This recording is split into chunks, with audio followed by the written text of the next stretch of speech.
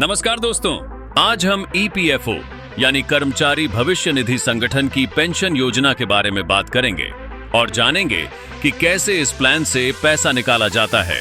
यदि आपने अपनी नौकरी छोड़ दी है और ईपीएस यानी कर्मचारी पेंशन योजना में जमा राशि को निकालना चाहते हैं तो ये जानकारी आपके लिए बेहद महत्वपूर्ण है।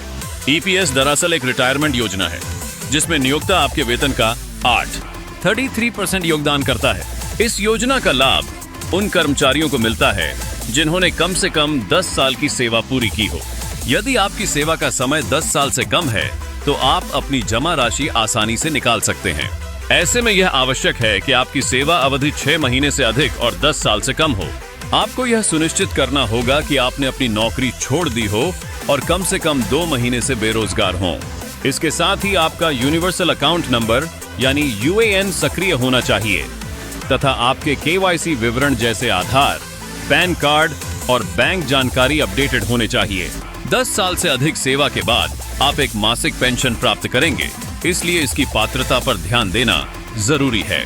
पेंशन निकालने के लिए जरूरी दस्तावेजों की एक सूची तैयार कर लें। इसमें आपका UAN number, Aadhaar card, PAN card, bank passbook या एक कैंसिल चेक शामिल हैं। नौकरी छोड़ने की तारीख भी सही से दर्ज होनी चाहिए ताकि आपके दस्तावेज सही तरह से तैयार हों। अब हम ऑनलाइन प्रक्रिया की बात करते हैं।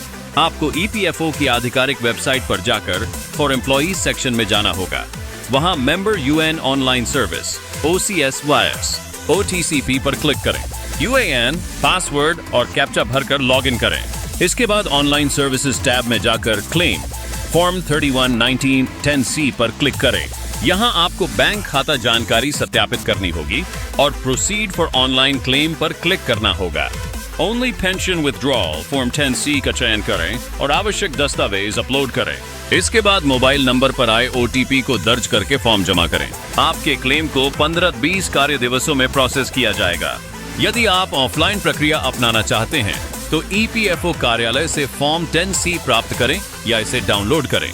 फॉर्म सही से भरकर आवश्यक दस्तावेज संलग्न कर अपने नियोक्ता से हस्ताक्षर करवाएं और ईपीएफओ कार्यालय में जमा करें। इस प्रक्रिया में 20-30 कार्य दिवस लग सकते हैं। पेंशन राशि की गणना के लिए एक सूत्र है जो पेंशन योग्य वेतन और सेवा वर्ष के आधार पर होती है।